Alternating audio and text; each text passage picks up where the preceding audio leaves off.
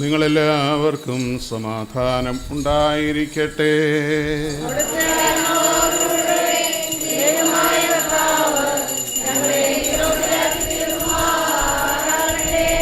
ലോകത്തിന് ജീവനും രക്ഷയും അറിയിക്കുന്ന ലൂക്കോസും സബ്രോനോ എഴുതിയ നമ്മുടെ കർത്താവായ യേശു മിശിഹായുടെ വിശുദ്ധ എവൻഗേലിയോനിൽ നിന്ന്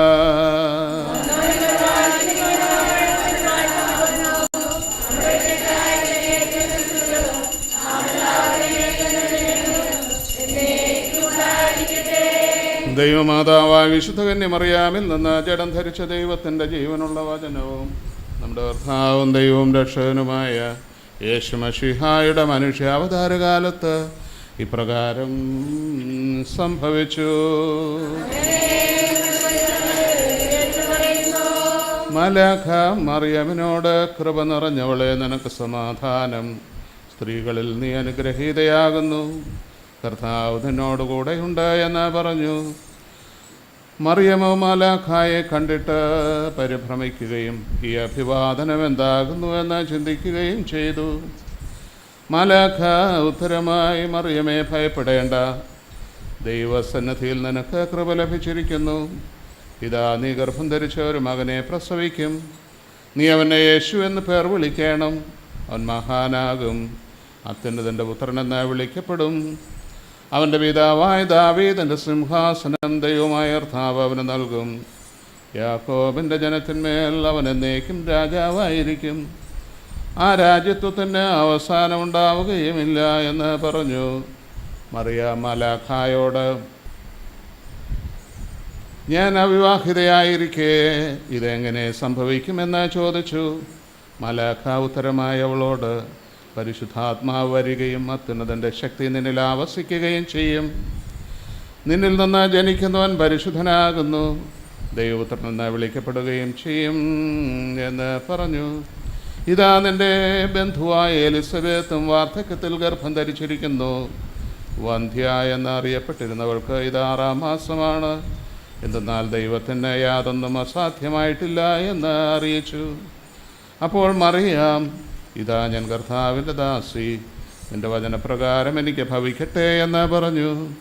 യേശു തമ്പുരാൻ്റെ കുരിശിൻ്റെ സമീപത്ത് അദ്ദേഹത്തിൻ്റെ മാതാവും മാതൃ സഹോദരി ക്ലയോപ്പ മറിയാമും മഗ്ദലക്കാരി മറിയാമും നിന്നിരുന്നു. തൻ്റെ മാതാവും താൻ സ്നേഹിച്ചിരുന്ന ശിഷ്യനും നിൽക്കുന്നത് കണ്ടിട്ട് മാതാവിനോട് യേശു, ഭവതീതാ നിൻ്റെ മകൻ എന്ന് പറഞ്ഞു. പിന്നെ ആ ശിഷ്യനോട്, ഇതാ നിൻ്റെ മാതാവ് എന്നും പറഞ്ഞു. ആ സമയം മുതൽ ആ ശിഷ്യൻ അവളെ തൻ്റെ ഭവനത്തിൽ സ്വീകരിക്കുകയും ചെയ്തു. നിങ്ങൾ എല്ലാവർക്കും സംപ്രീതി ഉണ്ടായിരിക്കട്ടെ. പിതാവിനും പുത്രനും പരിശുദ്ധ റൂഹായിക്കും സ്തുതി, ആദ്യം മുതൽ നയിക്കും തന്നെ. എല്ലാവർക്കും യോഹന്നാൻ സുവിശേഷകനെ സംബന്ധിച്ചിടത്തോളം അപ്രതീക്ഷിതമായ ഒരു ഉത്തരവാദിത്വമാണ് ഏൽപ്പിക്കപ്പെട്ടത്. വാസ്തവത്തിൽ കന്യമറിയാമും യോഹന്നാനും തമ്മിൽ പ്രകടമായ യാതൊരു ബന്ധവുമില്ല. യേശു തമ്പുരാൻ്റെ അല്ലെങ്കിൽ തൻ്റെ ഗുരുവിൻ്റെ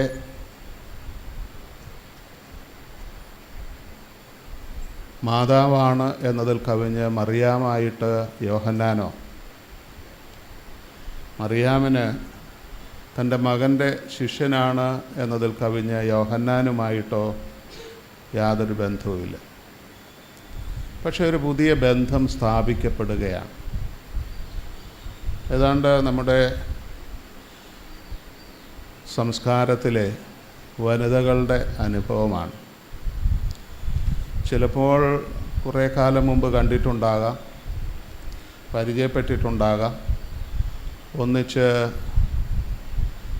ഏതാനും സമയങ്ങളിൽ ഇടപെട്ടിട്ടുണ്ടാകാം. പക്ഷേ ഒരു പുതിയ കുടുംബത്തിലേക്ക് വരുമ്പോൾ ആ കുടുംബത്തിലെ പുരുഷൻ്റെ അമ്മ സ്വന്തം അമ്മയാവുകയും ആ കുടുംബത്തിലെ പുരുഷൻ്റെ പിതാവ് സ്വന്തം പിതാവാകുകയും അവൻ്റെ സഹോദരങ്ങളെല്ലാം സഹോദരങ്ങളായി തീരുകയും ചെയ്യും. ഇതിൻ്റെ നേരെ മറുവശമാണ്. പുരുഷൻ അതുവരെയും വേണ്ടത്ര പരിചയപ്പെടുകയോ ഇടപെടുകയോ ചെയ്യാത്തയാണ് ഒരു മാതാവും ഒരു പിതാവും സഹോദരങ്ങളും എല്ലാം ഉണ്ടാകുന്നു. ഒരു പുതിയ ബന്ധം സ്ഥാപിക്കപ്പെട്ടതുകൊണ്ടുണ്ടായ വലിയൊരു വ്യതിയാനമാണ്. അതിലേറ്റവും കൂടുതൽ ഒരു പക്ഷേ കാര്യങ്ങളെ അഭിമുഖീകരിക്കേണ്ടി വരുന്നത് വനിതകൾ തന്നെയാണ്. പുരുഷൻ വല്ലപ്പോഴും തൻ്റെ ഭാര്യ വീട്ടിൽ പോവുകയോ അവരുമായിട്ട് ഇടപെടുകയോ ചെയ്യാം എന്നുള്ളതിനപ്പുറത്ത് വലിയ സ്ഥായിയായ ബന്ധങ്ങളില്ല. പക്ഷേ ഒരു സ്ത്രീയെ സംബന്ധിച്ചിടത്തോളം സ്ഥായിയായ ഒരു ബന്ധം സ്ഥാപിക്കപ്പെടുകയാണ്. അപ്പോൾ സ്വാഭാവികമായും ആ ബന്ധത്തിൻ്റെ വിശദാംശങ്ങൾ എന്താണ്,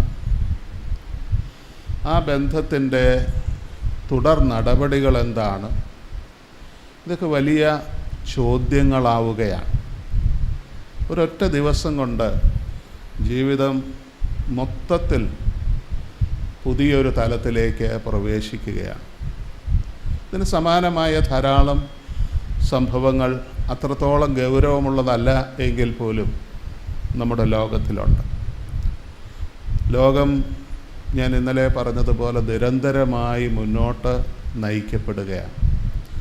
അങ്ങനെ നയിക്കപ്പെടുമ്പോൾ പുതിയതായ പല ബന്ധങ്ങളും പല പശ്ചാത്തലങ്ങളും ഉരുത്തിരിഞ്ഞു വരും. ആ സാഹചര്യത്തോട് വിവേകപൂർവം പ്രതികരിക്കുന്നില്ല എങ്കിൽ അപകടങ്ങളുണ്ടാകും. അത് യോഹന്നാനും ശ്രദ്ധിക്കേണ്ടതാണ്, മാതാവും ശ്രദ്ധിക്കേണ്ടിയിരുന്നതാണ്. അവരിൽ ആരെങ്കിലും ഒരാൾ ആ ശ്രദ്ധ വേണ്ടും വണ്ണം നടത്താതിരുന്നാൽ സ്വാഭാവികമായും അവിടെ അസ്വസ്ഥതയുണ്ടാകും. അത്തരം അസ്വസ്ഥതയാണ് നമ്മുടെ സമൂഹത്തിൽ ഇപ്പോൾ പെരുകി വരുന്നത്. അത് മാതാപിതാക്കളും മക്കളും തമ്മിലുള്ള ബന്ധമായാലും, സഹോദരങ്ങൾ തമ്മിലുള്ള ബന്ധമായാലും, ഭാര്യാഭർത്താക്കന്മാർ തമ്മിലുള്ള ബന്ധമായാലും, ഭാര്യയും ഭർത്താവിൻ്റെ മാതാപിതാക്കളും സഹോദരങ്ങളും തമ്മിലുള്ള ബന്ധമായാലും, ഭർത്താവും ഭാര്യയുടെ സഹോദരങ്ങളും മാതാപിതാക്കളും തമ്മിലുള്ള ബന്ധമായാലും, അസ്വസ്ഥതയുണ്ടാകുമ്പോൾ ബന്ധങ്ങൾ വിച്ഛേദിക്കപ്പെടുകയാണ്. ഈ കാലത്ത് പാശ്ചാത്യ സമൂഹത്തെ ധാരാളമായി അനുകരിക്കുന്ന ആളുകളാണ് നാം. നമ്മുടെ ഭക്ഷണം, നമ്മുടെ വസ്ത്രധാരണം, നമ്മുടെ ജീവിതചര്യ, ഇത്തരം കാര്യങ്ങളിലൊക്കെ കുറേ അധികം അനുകരണങ്ങൾ നമ്മുടെ സമൂഹത്തിലുണ്ടാകുന്നുണ്ട്. പക്ഷെ അതുപോലെ തന്നെ അത്ര നല്ലതല്ലാത്ത അനുഭവങ്ങളും ഉണ്ടാകുന്നുണ്ട്. അതിലൊന്നാണ് വിവാഹം എന്നുള്ളത് സ്ഥായിയായ ഒരു ഉടമ്പടിയല്ല. അത് എപ്പോൾ വേണമെങ്കിലും മുറിച്ച് മാറ്റപ്പെടാം എന്നുള്ള ചിന്ത. അത്തരം ചിന്ത യഹൂദ സമൂഹത്തിലുണ്ടായിരുന്നു. യഹൂദ സമൂഹത്തിലുണ്ടായിരുന്നത് സ്ത്രീയെക്കുറിച്ചുള്ള കാഴ്ചപ്പാടിൻ്റെ പശ്ചാത്തലത്തിലുണ്ടായി വന്നതാണ്. സ്ത്രീയായും ഒരു കഴുതയായും ജനിക്കാതിരുന്നതിൽ ദൈവമേ നിനക്ക് മഹത്വം എന്ന് പറഞ്ഞിരുന്ന് പ്രാർത്ഥിച്ചിരുന്ന ഒരു സമൂഹമാണ് യഹൂദ സമൂഹം. ഭാരം ചുമക്കാൻ വിധിക്കപ്പെട്ട ആളുകളാണ്. ഈ ആധുനിക സമൂഹത്തിലും അത് പൂർണ്ണമായി ഭേദപ്പെട്ടിട്ടുണ്ടോ എന്ന കാര്യം ചോദിക്കേണ്ടതാണ്.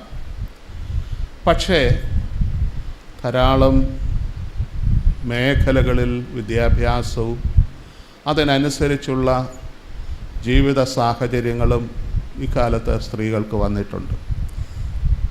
എല്ലായിടത്തും എന്നല്ല ഉദ്ദേശിക്കുന്നത്. പക്ഷെ അതേസമയം തന്നെ ആ മാറിയ സാഹചര്യത്തിലും വ്യത്യസ്തമായ ശൈലിയിൽ ഇത് ഒരു ഉപകരണമാണ് എന്നോ കാഴ്ചവസ്തുവാണ് എന്നോ ഒക്കെ പറയത്തക്ക വിധത്തിലുള്ള സമീപനങ്ങളുമുണ്ട്. ഇന്നലെ അഭിമന്യ അത്താനാസ്യോസ് തിരുമേനി പ്രസംഗിച്ച് ഞാൻ കേൾക്കുകയായിരുന്നു. ഒരു ഉപകരണം അല്ലെങ്കിൽ ഒരു കമോഡിറ്റി എന്ന രീതിയിൽ സ്ത്രീകളെ കാണുന്ന ഒരു അവസ്ഥയെക്കുറിച്ച് അദ്ദേഹം പറയുകയുണ്ടായി.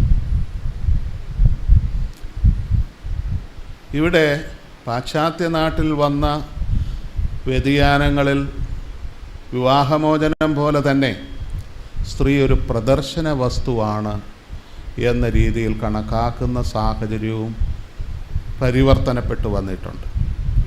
എത്രത്തോളം കുറച്ച് വസ്ത്രം ധരിക്കാമോ അത്രത്തോളം ആഢ്യത്വമാണ്, സൗന്ദര്യമാണ് സ്ത്രീകളുടേത് എന്ന ഭാവം സ്വാഭാവികമായും അത്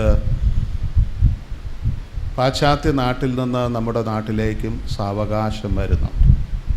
വസ്ത്രധാരണത്തെക്കുറിച്ച്, ഭക്ഷണ രീതിയെക്കുറിച്ച്, വിദ്യാഭ്യാസത്തിൻ്റെ ശ്രേഷ്ഠതയെക്കുറിച്ച് ഒക്കെ ഈ കാലത്ത് ഈ പാശ്ചാത്യ നാട്ടിൽ നിന്ന് ധാരാളം പകർത്തലുകൾ വന്നു ചേരുന്നുണ്ട്. ചിലത് വളരെ നല്ല കാര്യങ്ങളാണ്, പക്ഷേ എല്ലാം അങ്ങനെ അല്ലതാനും.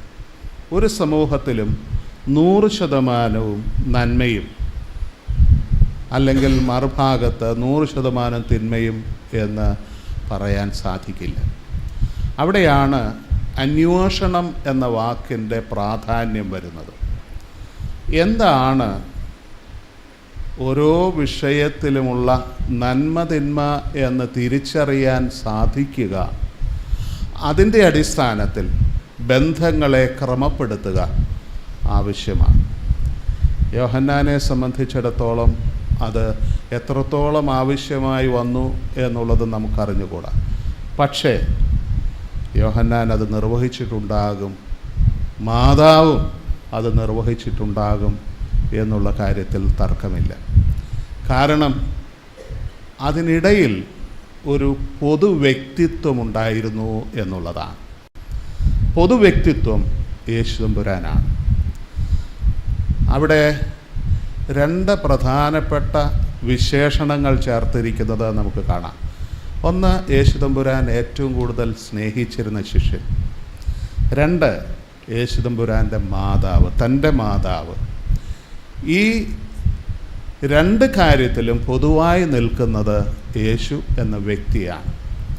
ആ വ്യക്തിയെ കേന്ദ്രീകരിച്ചാണ് 2 പേരും തുടർന്ന് പ്രവർത്തിക്കുന്നത്. ഇത് നമുക്ക് വലിയൊരു മാതൃകയാണ്. നമ്മുടെ ഇടയിൽ ദൈവം എന്ന ഏക സാക്ഷ്യമുണ്ടായിരിക്കുമ്പോൾ തന്നെ ആ ദൈവം നൽകിയ ഒരു കുടുംബം എന്നുള്ള സാക്ഷ്യം നിലനിൽക്കുന്നുണ്ട്. ആ സാക്ഷ്യത്തിന് വേണ്ടി ആരെങ്കിലും ഒരാളെന്നുള്ളതല്ല, 2 പേരും. മാത്രമല്ല, ആ സാക്ഷ്യവുമായി ബന്ധപ്പെട്ടിരിക്കുന്ന ഏവരും പരസ്പര സഹകരണ ഭാവത്തോടെയും അംഗീകാരഭാവത്തോടെയും പ്രവർത്തിക്കുമ്പോഴാണ് കുടുംബം ദൈവരാജ്യത്തിൻ്റെ പ്രതീകമായി തീരുന്നത്. അത് അല്പാൽപമായി നഷ്ടപ്പെടുന്നുവോ എന്ന ഒരു സൂചനയുണ്ട്. അവിടെയാണ് ഞാൻ പറഞ്ഞതുപോലെ വിവാഹമോചനം എന്നുള്ളത് ആധിക്യത്തിൽ വരുന്ന ഒരു സാഹചര്യം. അതുപോലെ തന്നെയാണ് മക്കളെല്ലാം അവരവരുടേതായ സ്വാർത്ഥ താല്പര്യങ്ങളുടെ പിൻപറ്റി സ്വതന്ത്രരായിത്തീരുന്നു എന്നുള്ളത്. അവിടെ കുടുംബം ഇല്ലാതെയാവുകയാണ്. അവിടെയാണ് ഈ ക്രൂശിങ്കൽ കിടന്ന യേശുതമ്പുരാൻ്റെ നിർദ്ദേശം പ്രാധാന്യമർഹിക്കുന്നത്. നാം വിശ്വസിക്കുന്നത് ക്രൂശാണ് നമ്മുടെ വിമോചനത്തിൻ്റെ ആധാരം എന്നാണ്. ആ വിമോചനത്തിൻ്റെ സന്ദേശം വരുന്ന ക്രൂശിൻ്റെ ചാരത്ത് സംഭവിച്ച ഒരു പുതിയ ബന്ധത്തിൻ്റെ സ്ഥാപനം പോലെ നമ്മുടെ ജീവിതത്തിലുണ്ടാകുന്ന പുതിയ ബന്ധങ്ങളുടെ സ്ഥാപനം വിമോചനത്തിലേക്ക്, രക്ഷയിലേക്ക്, ഏവരുടെയും സന്തോഷത്തിലേക്കും സമാധാനത്തിലേക്കും നയിക്കപ്പെടേണ്ടതാണ്. അതിനുള്ള ഉപദേശങ്ങളാണ് നമ്മുടെ സമാജ യോഗങ്ങളിൽ ഉണ്ടാകേണ്ടത്. പലപ്പോഴും എനിക്ക് വളരെ പ്രയാസം തോന്നിയിട്ടുള്ളൊരു കാര്യം, പരമ്പരാഗതത്വത്തിൻ്റെ പിടിയിലമർന്ന് കാര്യങ്ങൾ നിർവഹിക്കുന്ന ഒരു സമൂഹമായി സമാജം തീരുന്നുണ്ട്. ചിലയിടങ്ങളിലും ഈ തൃശ്ശൂർ മദ്രാസനത്തിലെ സമാജയോഗങ്ങളിൽ ഞാൻ ചോദിച്ചിട്ടുണ്ട്, നിങ്ങളുടെ കൂടിവരവുകളിൽ പതിവിൻപടിയുള്ള പാട്ടും പ്രാർത്ഥനയും വേദവായനയും ഉപന്യാസവും അതിൻ്റെ അഭിപ്രായവും സ്തോത്ര വഴിപാടെടുക്കലും വിട്ടിട്ട് നിങ്ങളെ ബാധിക്കുന്ന വിഷയങ്ങളെക്കുറിച്ച് ദൈവസാന്നിധ്യത്തോടു കൂടെ പരസ്പര ആദരവിൽ എത്ര വട്ടം ചർച്ച ചെയ്തിട്ടുണ്ട് എന്നതാണ്. അവിടെയാണ് മുന്നോട്ട് നയിക്കപ്പെടുന്ന അവസ്ഥയെ നാം നിഷേധിക്കുന്നത്. പരമ്പരാഗതമായ സാഹചര്യങ്ങളുടെ പിടിയിലമർന്നിട്ട് അത് തന്നെ ആവർത്തിച്ച് ചെയ്യുന്ന ഒരവസ്ഥ. ഈ ബുദ്ധമതക്കാരുടെ ആരാധനാ സ്ഥലങ്ങളിൽ ചെന്നാൽ അവരുടെ പലരുടെയും കയ്യിലിരിക്കുന്ന ഒരു ഉപകരണം കാണാം. ആ ഉപകരണത്തിൽ പ്രാർത്ഥന എഴുതി വച്ചിട്ടുണ്ട്. ആ ഉപകരണത്തിൻ്റെ രണ്ട് വശത്തേക്കും രണ്ട് ചെറിയ നാരുകൾ നീണ്ടു നിൽക്കുന്നുണ്ടാവും. അതിൻ്റെ അറ്റത്ത് ഒരു മുത്തുമുണ്ടാവും.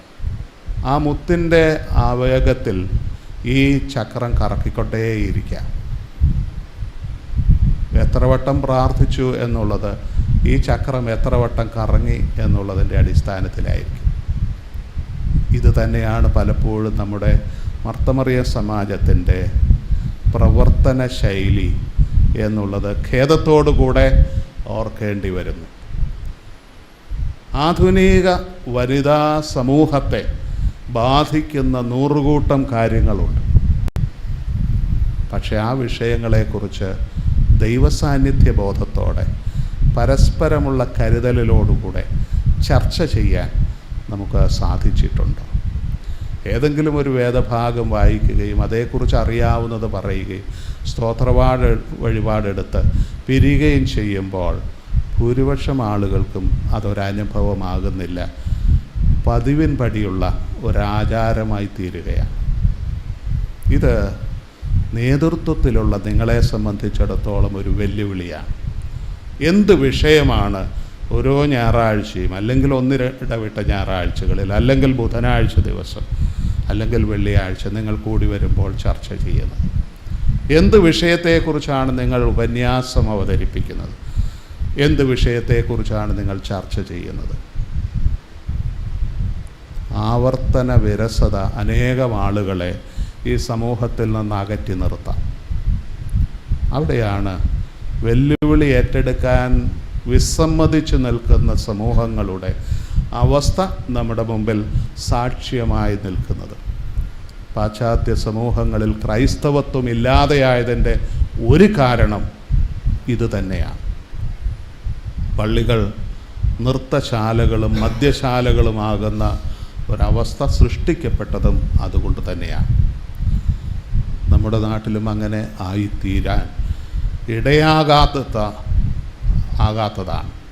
കാരണം ഒന്നാമത് ഈ നാടിന് ഒരാത്മീയ പശ്ചാത്തലമുണ്ട്. അതാരുടെയും സ്വകാര്യ സ്വത്തല്ല. ചില ആളുകൾ അതേക്കുറിച്ച് അത് ഞങ്ങൾ കൊണ്ടുവന്നതാണ് എന്ന് അവകാശപ്പെടുമ്പോഴും അങ്ങനെയല്ല. ഇത് ഈ നാടിൻ്റെ പ്രത്യേകതയാണ്. അതുപോലെ തന്നെയാണ് ഈ നാട് എക്കാലവും ഇവിടെ വന്നിട്ടുള്ളവരെ ആദരിച്ചിട്ടുള്ള ഒരു നാടുമാണ്. യഹൂദ സമൂഹം പീഡിപ്പിക്കപ്പെടാതിരുന്ന ചുരുക്കം നാടുകളിലൊന്നാണ് ഭാരതം എന്നുള്ളത്. അതുപോലെ തന്നെയാണ് എല്ലാ വിഭാഗങ്ങളും ഒന്നു ചേർന്ന് ജീവിക്കുകയും പ്രവർത്തിക്കുകയും ആരാധിക്കുകയും ചെയ്തിരുന്ന ഒരു നാടാണ്. ഇന്നലെ തൃശ്ശൂർ പൂരമായി. അവിടെ ഹിന്ദുക്കൾ മാത്രമേ വന്നുള്ളൂ എന്ന് പറയാനൊക്കില്ല. ഹിന്ദുക്കളും ക്രിസ്ത്യാനികളും മാത്രമേ വന്നുള്ളൂ എന്നും പറയാനൊക്കില്ല. ഹിന്ദുക്കളും ക്രിസ്ത്യാനികളും മുസൽമാന്മാരും ഒരു മതവുമില്ലാത്തവരും അവിടെ ഉണ്ടായിരുന്നു. അത് നാടിൻ്റെ ഉത്സവമായിരുന്നു. ആ ഉത്സവം പോലെ നമ്മുടെ കുടുംബങ്ങൾ ഉത്സവപൂർണമാക്കാൻ നമുക്ക് നിരന്തരമായ അന്വേഷണവും വിലയിരുത്തലും ആവശ്യമാണ്.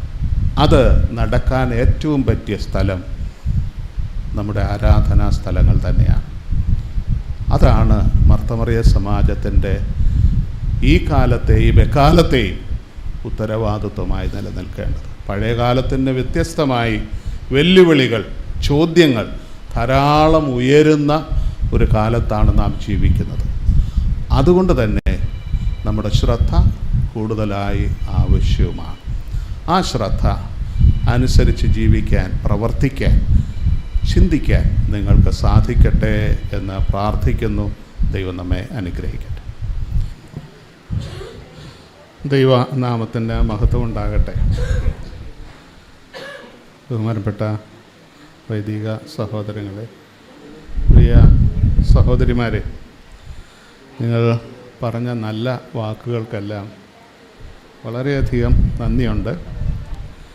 ഞങ്ങൾക്കുള്ള ഒരു മനക്ലേശം നിങ്ങൾക്ക് ആവശ്യത്തിന് സൗകര്യങ്ങൾ ഒരുക്കാൻ സാധിച്ചിട്ടുണ്ടോ എന്ന സംശയമാണ്. അതെപ്പോഴും ഞങ്ങളെ വേട്ടയാടിക്കൊണ്ടിരിക്കുന്ന ഒരു വിഷയമാണ്. കാരണം നിങ്ങളിൽ പലരും നിങ്ങളുടെ ഇടവകകളിൽ നിന്ന്, നിങ്ങളുടെ ഭദ്രാസനത്തിൽ നിന്ന് ഒക്കെ വരുമ്പോൾ കുറേ കൂടെ വിശാലമായ സൗകര്യങ്ങൾ ലഭ്യമായിട്ട് വരുന്നവരാണ് എന്നുള്ള ബോധ്യമുണ്ട്. ഞാൻ തുടക്കത്തിൽ തന്നെ പറഞ്ഞു, തൃശ്ശൂരേക്ക് കെട്ടിച്ചു വിട്ടയാളാണ്. ജനിച്ചു വളർന്നത് കണ്ടനാട് മെത്രാസനത്തിലാണ്. അവിടെയുള്ള പള്ളികളുടെ സൗകര്യം, ഇപ്പോൾ എൻ്റെ ഇടവക പള്ളിയാണെങ്കിൽ പോലും ഇതിനേക്കാൾ സൗകര്യമുള്ള ഒരു ഇടവക പള്ളി.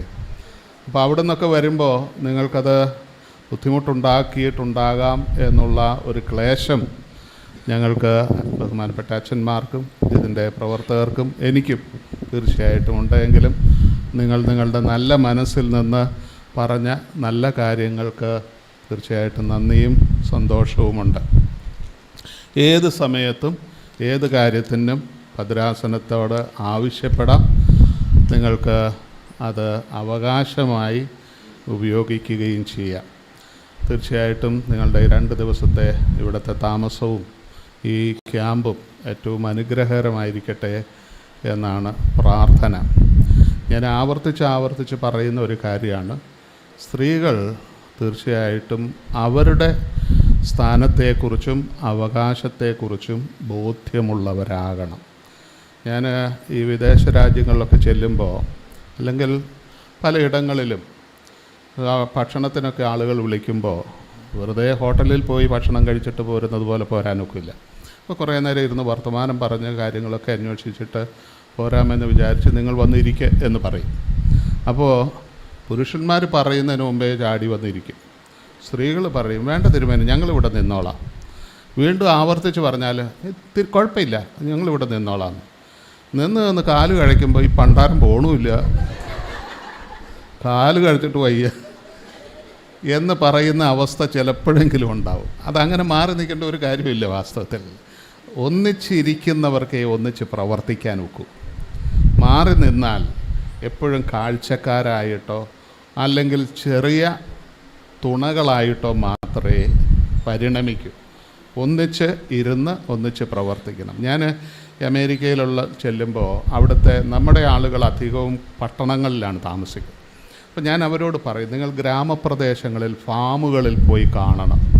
അവിടെ ആളുകൾ ആ ദിവസത്തെ ജോലിയെല്ലാം കഴിഞ്ഞ് ഭാര്യയായാലും ഭർത്താവായാലും മക്കളായാലും ഒന്നിച്ചു വരും. അത്താഴത്തിന് ഒന്നിച്ചിരിക്കും, ഒന്നിച്ചിരുന്ന് പ്രാർത്ഥിക്കും, ഒന്നിച്ച് ചർച്ച ചെയ്യും. അവിടെ മക്കൾ മാറി നിൽക്കണമെന്നോ പെണ്ണുങ്ങൾ വിളമ്പണമെന്നോ ഉള്ള നിയമമൊന്നുമില്ല. ഇത് വളരെ പ്രധാനപ്പെട്ട ഒരു കാര്യമാണ്. അതാണ് ആവർത്തിച്ച് പറയേണ്ട ഒരു കാര്യം. ഒന്നിച്ചിരിക്കുന്നവർക്കേ ഒന്നിച്ച് പ്രവർത്തിക്കാനൊക്കും. ആഞ്ഞി തൂങ്ങി നിൽക്കുന്നവർക്ക് സഹായികളാകാൻ പറ്റും, പക്ഷെ പങ്കാളികളാകാനൊക്കില്ല. പങ്കാളിത്വമാണ് യേശുതമ്പുരാൻ ആഗ്രഹിച്ചത്. അത് തന്നെയാണ് ഞാൻ ഇന്നലെ പറയാൻ ശ്രമിച്ചത്. ഒരു നാഴിക പോലും നിങ്ങൾക്ക് ഉണർന്നിരിപ്പാൻ വയ്യ എന്ന് ഹൃദയം നുറുങ്ങുന്ന ഒരു ചോദ്യമാണ് ചോദിച്ചത്. യേശുതമ്പുരാൻ ആഗ്രഹിച്ച അതല്ല. അത് തന്നെയാണ് നമ്മുടെ സമൂഹത്തിലും. തീർച്ചയായിട്ടും ഇത് പുരുഷ മേധാവിത്വത്തിൻ്റെ സ്വാധീനമുള്ള ഒരു നാടാണ്. പക്ഷെ അത് മാറ്റിയെടുക്കാൻ നിങ്ങളെക്കൊണ്ട് സാധിക്കും എന്നാണ് എനിക്ക് തോന്നുന്നത്. ഈ പൗലോസ്ലീഹ പറഞ്ഞിട്ടുള്ള, ഇന്നലെ അത്താനാസ് തിരുമേനി പരാമർശിക്കുകയുണ്ടായി. പൗലോസ്ലീഹ പല കാര്യവും പറഞ്ഞിട്ടുണ്ട്, ചിലത് മണ്ടത്തരമാണ്. അദ്ദേഹം പറഞ്ഞു, പുരുഷൻ തലയാണ്, സ്ത്രീ ശരീരമാണ്. അപ്പോൾ ഒരു സ്ത്രീ പറഞ്ഞു, കുഴപ്പമില്ല, ഈ കഴുത്ത് ശരീരത്തിൻ്റെ ഭാഗമല്ലേ, തല എങ്ങോട്ട് തിരിക്കണമെന്ന് ഞങ്ങളാ തീരുമാനിക്കണേന്ന്. അത് സാധിക്കുന്ന ഒരു കാര്യമാണ് തീർച്ചയായിട്ടും. പക്ഷേ അവർ പുരുഷന്മാരത് സമ്മതിച്ചില്ല എന്ന് വരും. അവർ വലിയ ശക്തിയുള്ളവരാന്നൊക്കെ പറയും. അത് അത്താനാസ് തിരുമേനി പറഞ്ഞത് ശരിയാണ്. പുരുഷന്മാർക്കല്ല ശക്തി. വാസ്തവത്തിൽ വളരെ പെട്ടെന്ന് ക്ഷുഭിതരാവും, വളരെ പെട്ടെന്ന് പ്രശ്നത്തിലാവും. അപ്പോൾ ഉടനെ പോയി പറയും, ഒരു 2 വീശിയിട്ട് വരാമെന്ന്. അതാണ് അവരുടെ ബലമായിട്ട് കാണുന്നത്. ഈ കഴിഞ്ഞ ദിവസം ഞാനൊരു വീഡിയോ കണ്ടപ്പോൾ ഒരു സ്ത്രീ, ഒരു കോമഡി ഷോയിലാണ്, ഒരു സ്ത്രീ പറയുക, ഞാൻ പ്രസവിച്ചാൻ കിടക്കുന്നു, പ്രസവിച്ചു, പുറത്ത് നിന്ന് അമ്മായിയമ്മ പറയാ സുഖപ്രസവമായിരുന്നു. അവർക്ക് സുഖമായിരുന്നു എന്നുള്ളത് ശരിയാണ്. എൻ്റെ കഷ്ടപ്പാട് എനിക്കല്ലേ അറിയാവുള്ളൂ. പക്ഷെ അത് താങ്ങാൻ പറ്റുന്ന ഒരു വ്യക്തിത്വമാണ് സ്ത്രീക്കുള്ളത്. അത് നിങ്ങളുടെ ബലമാണ്, നിങ്ങളത് അറിയേണ്ട ഒരു കാര്യമാണ്. ഏത് പ്രശ്നം വന്നാലും ഒന്നുകിൽ പറഞ്ഞു തീർക്കും, അല്ലെങ്കിൽ നിലവിളിച്ച് തീർക്കും. അതല്ലാതെ 2 വീശിയേച്ച് വരാം എന്ന് പറയുന്ന സ്വഭാവം ഉണ്ടാവില്ല. ഇത് കാണിച്ചു കൊടുക്കാൻ സാധിക്കും, കാണിച്ചു കൊടുത്തിട്ടുണ്ട്. ഭാരതത്തെ സംബന്ധിച്ച് ഏറ്റവും ശക്തിയായ ഒരു ഭരണകർത്താവായിരുന്ന ഇന്ദിരാഗാന്ധി. അതുപോലെ തന്നെ ഇംഗ്ലണ്ടിൽ പുരുഷന്മാരുടെ മേധാവിത്വം നിറഞ്ഞു നിൽക്കുന്ന ഒരു നാടാണ്. അവിടെയാണ് മാർഗരറ്റ് താച്ചർ പ്രധാനമന്ത്രിയായത്. ഇത് ലോകത്തെമ്പാടും നടക്കുന്ന ഒരു കാര്യമാണ്. കഴിയുന്നിടത്തോളം ഒതുക്കി നിർത്താൻ ശ്രമിക്കും. പക്ഷേ അത് പരസ്പര ധാരണയിലൂടെ, പരസ്പരമുള്ള അംഗീകാരത്തിലൂടെ മാറ്റിയെടുക്കാൻ സാധിക്കും എന്നാണ് എനിക്ക് തോന്നുന്നത്. അത് ഏറ്റവും കുറഞ്ഞത് നിങ്ങളുടെ തലമുറയിൽ നടന്നില്ല എങ്കിലും നിങ്ങളുടെ മക്കളുടെ തലമുറയിൽ അത് നടക്കാൻ നിങ്ങളവരെ പ്രോത്സാഹിപ്പിക്കണം. ഞാൻ ഇന്നലെ പറഞ്ഞതാണ്, അന്യ വീട്ടിൽ പോകേണ്ടതാണ്, അതുകൊണ്ട് അടങ്ങി ഒരുങ്ങുന്നതൊക്കെ ജീവിക്കണം. അടക്കമൊതുക്കം എല്ലാവർക്കും വേണ്ടതാണ്, പുരുഷനായാലും സ്ത്രീയായാലും വേണ്ടതാണ്. അതല്ലാതെ ഒരേ ശക്തിയോടുകൂടെ പരസ്പര സഹകരണത്തിൽ വളരാൻ പറ്റുന്ന ഒരവസ്ഥ ഉണ്ടാകേണ്ടതാണ്. ഞാൻ ഇപ്പോൾ ഈ ഇടയ്ക്ക് വന്ന് ഈ അമ്മായി പ്രസംഗിച്ചുകൊണ്ടിരുന്നപ്പോൾ ഇടയ്ക്ക് വന്ന് പറയേണ്ടി വന്നതിൽ ഖേദമുണ്ട്. പക്ഷേ വേദപുസ്തക പഠനത്തിൽ നമ്മൾ ശ്രദ്ധിക്കേണ്ട ഒരു കാര്യമുണ്ട്. ഈ സഖരിയാവിൻ്റെ പുസ്തകം 9-ാം അധ്യായം, പുസ്തക ദിവസം കയ്യിലുള്ളവരൊന്ന് എടുക്കാമോ? സഖരിയാവ് 9:9.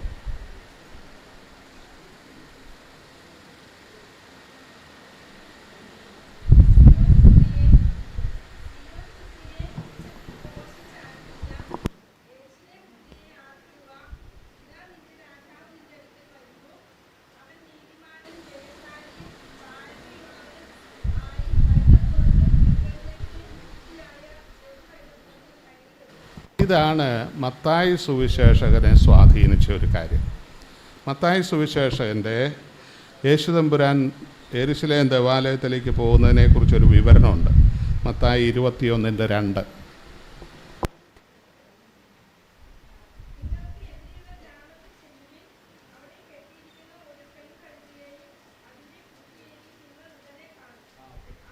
ഓക്കെ, അത് മതി. മർക്കോസ് 11:2.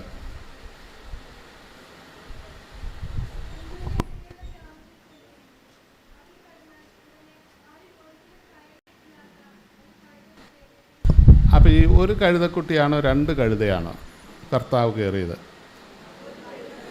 അല്ല, അപ്പം മത്തായി പറഞ്ഞ എന്തായി? ഇത് കുഴപ്പം എന്നാണെന്നറിയോ? ഭാഷയുടെ പ്രശ്നമാണ്. സഖറിയാവിൻ്റെ പുസ്തകത്തിലെ ഭാഷ എബ്രായ ഭാഷയാണ്. മത്തായി സുവിശേഷൻ എഴുതുന്നത് എബ്രായക്കാർക്ക് വേണ്ടിയാണ്. അപ്പോൾ ആ പുസ്തകത്തിൽ പറഞ്ഞുള്ളത് നടപ്പായി എന്ന് തെളിയിക്കാനുള്ള അമിത ആവേശം മത്തായി സുവിശേഷകനുണ്ടായിരുന്നു. ബാക്കിയുള്ള 3 പേർക്കും ഇല്ല. ഇതിന് സമാന്തരമായിട്ട് മർക്കോസ് ആയാലും ലൂക്കോസ് ആയാലും യോഹന്നാൻ അത് വളരെ കുറച്ചിട്ടുണ്ട്. വായിച്ചു നോക്കിയാൽ മനസ്സിലാവും കർത്താവ് ഒരു കഴുതയുടെ പുറത്തേക്ക് കയറിയുള്ളൂ. മത്തായി സഖറിയാവിൻ്റെ വചനം നടപ്പാക്കാൻ സാധിച്ചു എന്ന് തെളിയിക്കാൻ വേണ്ടിയിട്ട് ഉണ്ടാക്കിയ ഒരു കുസൃതിയാണ്. ആ കുസൃതി എബ്രായ ഭാഷ അറിയാൻ മേലാത്തതുകൊണ്ടാണ്. എബ്രായ ഭാഷയിൽ പോയറ്റിക് പാരലലിസം എന്ന് പറയുന്ന ഒരു വിഷയമുണ്ട്. നമ്മുടെ പ്രസംഗകരൊക്കെ ഉപയോഗിക്കുന്ന ഒരു മാനസാന്തരം ഉണ്ടാകണം, ഒരു രണ്ടുമൂന്ന് തന്നെയല്ലേ. ഇത് ഇങ്ങനെ പറയുന്ന, പ്രത്യേകിച്ച് കവിതാരൂപത്തിൽ, ഈ പ്രവാചകന്മാരുടെ പ്രഖ്യാപനങ്ങളെല്ലാം കവിതാരൂപത്തിലായിരുന്നു.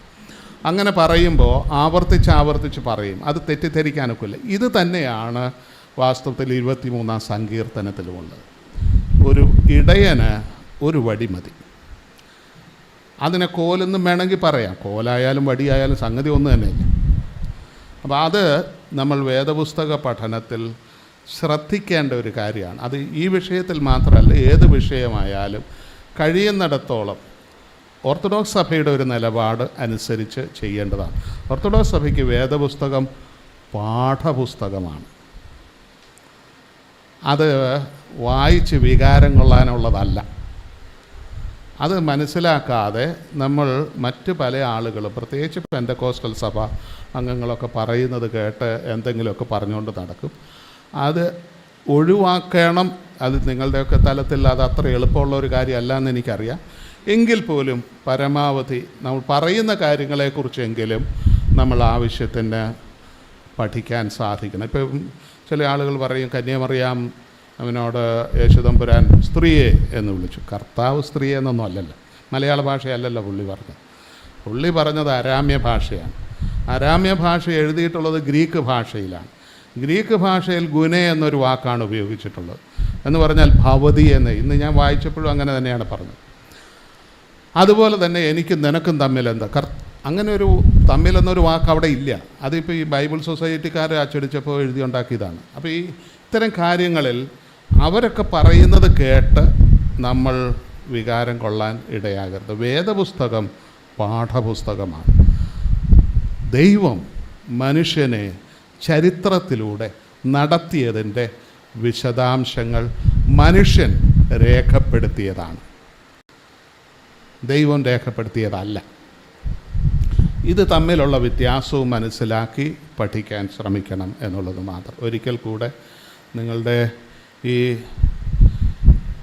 കോൺഫറൻസ് എത്രത്തോളം ഭംഗിയാക്കാൻ നിങ്ങൾ സഹകരിച്ചതിൽ, ഞങ്ങളെ സഹിച്ചതിൽ വളരെയധികം സന്തോഷവും നന്ദിയുമുണ്ട്.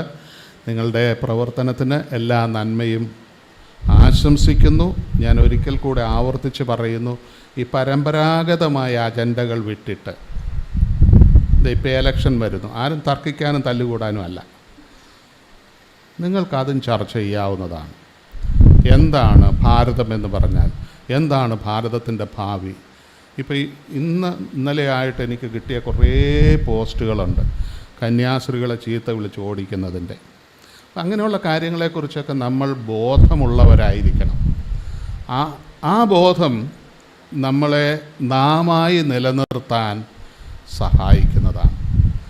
ആളുകൾ പലതും പറയും, പല ആവശ്യങ്ങൾ അവർക്കുണ്ടാകും. അതിൻ്റെ എല്ലാം പിന്നാലെ പോകാൻ നമുക്ക് സാധിക്കില്ല. ക്രിസ്തു നമ്മെ ഉപദേശിച്ച സാർവലൗകികത്വത്തിൻ്റെ, സ്നേഹത്തിൻ്റെ ഭാഷയിൽ ജീവിക്കാനും പ്രവർത്തിക്കാനും സാധിക്കുക. പിന്നെ എന്നെക്കുറിച്ച് പറഞ്ഞ ഒരു അഭിപ്രായം ശരിയാണ്. ഞാൻ വളരെ കാർക്കശ്യമുള്ള ആളാണ്. ആ കാര്യത്തിൽ തർക്കമില്ല. നേരെ ചൊവ്വേ നടക്കണം എന്നുള്ളത് അത്യാവശ്യമാണ്. അതില്ലാതെ അങ്ങനെ ആയാലും കുഴപ്പമില്ല, ഇങ്ങനെ ആയാലും കുഴപ്പമില്ല എന്നുള്ളൊരു ഭാവം ഒരു ജീവിതത്തിനും പ്രയോജനപ്പെടുന്നതാണ് എന്നുള്ള ബോധ്യം എനിക്കില്ല. അത് ക്രിസ്തുവിൻ്റെ ഭാഗത്തും ഉണ്ടായിരുന്നു എന്നാണ് ഞാൻ ചിന്തിക്കുന്നത്. നിനക്കങ്ങനെ സംഭവിക്കരുത് എന്ന് പറഞ്ഞപ്പോൾ വളരെ ശക്തമായ ഭാഷയിലാണ് അതിനെ യേശുദമ്പുരാൻ അപലപിക്കുന്നതും നിഷേധിക്കുന്നതും. പക്ഷെ അതേസമയം തന്നെ ഒത്തുതീർപ്പുകളുണ്ട്.